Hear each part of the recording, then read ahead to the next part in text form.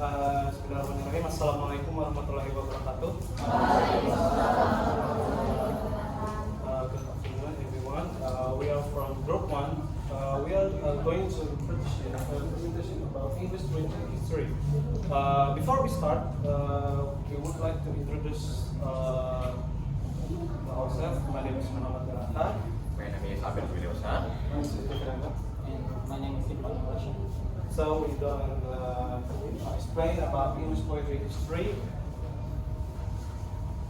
like from the introduction. So the introduction, poetry is a form writing that uses writing, sound, and meaning to express feelings, thoughts, or ideas in.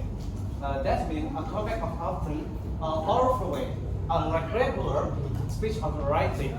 Poetry often uses special techniques like rhyme, meter, and metaphor to create a deeper impact.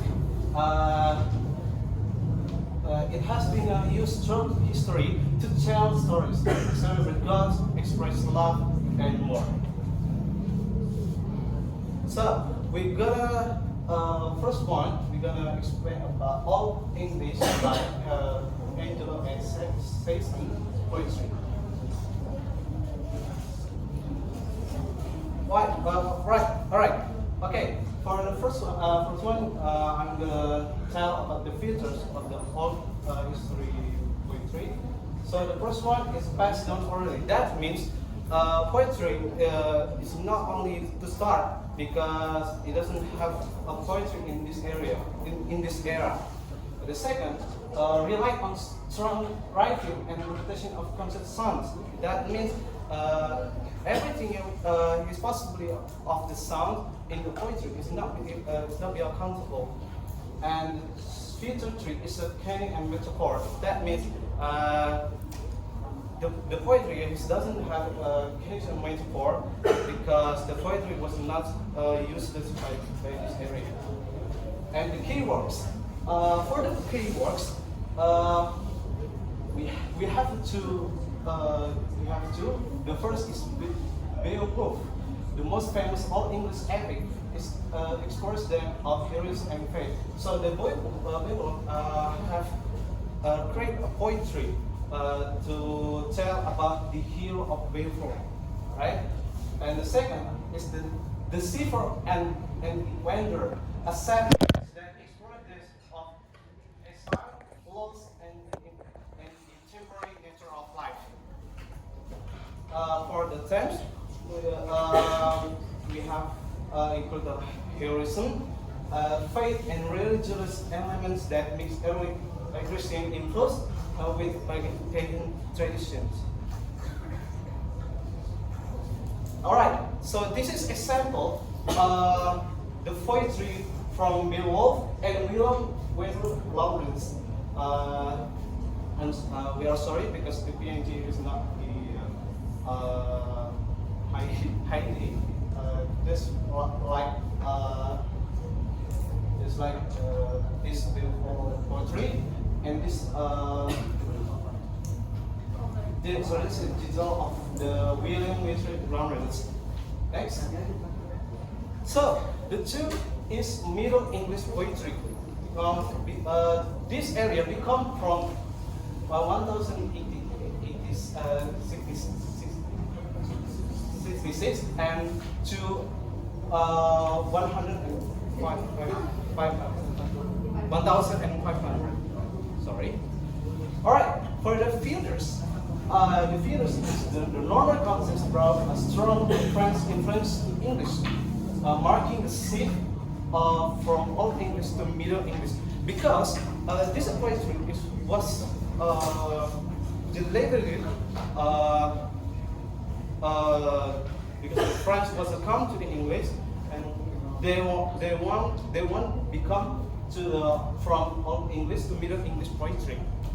Next, poetry began to use rhyme and more regular meter. So the second one is poetry have more writing, more sound, and more regular meter. This was very mixable about poetry. And the keywords. For the keywords, we have two. For the first one is the Canterbury Tales by Geoffrey Chaucer, a collection of stories told by pilgrims on their way to Canterbury. And the second one, Sir Gawain and the Green Knight, an example of the revival of alliterative verbs. Alright, for the terms, we have include chivalry, country love, and more and religious question. Alright, so this is an example from Geoffrey Chaucer and Sir Gawain and the Green Knight. So this is an example of the poetry. So the next one is the Renaissance period from 1500 till 1660. So in this era, the England is they have been taken back their territorial from the French. So in this same period, there are some features. The first one is the Renaissance brought a renewed interest in the classical learning and humanism, emphasizing the potential of human achievement and beauty of the natural world. So in this period, they used to use humanism themes. So they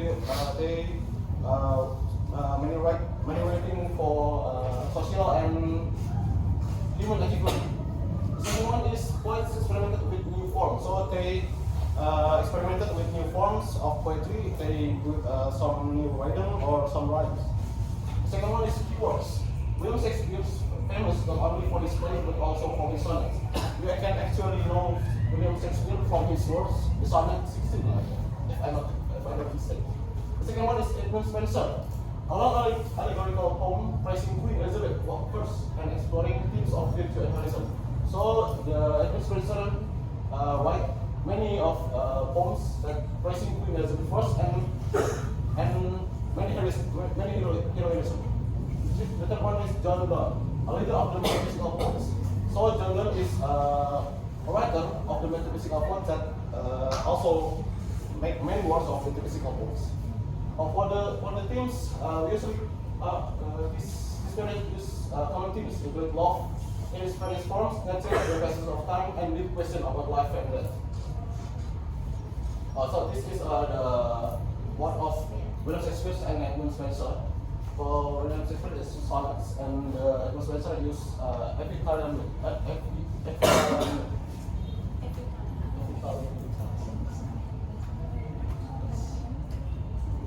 One is the Restoration and 18th century, from 1660 until 1798. So in this era, in this period, they restore the territorial from the French. So the features in this period listen to classical ideals, including order, balance, and often satire. So they use many satirical poems. The second one is the use of the heroic couplet become popular. So in this period too, they usually make the heroic poems, and they become popular, and many civilization, many society reads them. And then keywords. John Milton, his epic poems, Paradise Lost, tells the story of the fall of man. Second one is Alexander Pope, known for his witty or satirical verse. The third one is Jonathan Swift. His verse also contains social and political issues. So in this period, many of the writers use satirical and political issues. And the themes is this period often deals with themes of social justice, morality, and human nature. And this is the work of John Milton and Alexander Pope.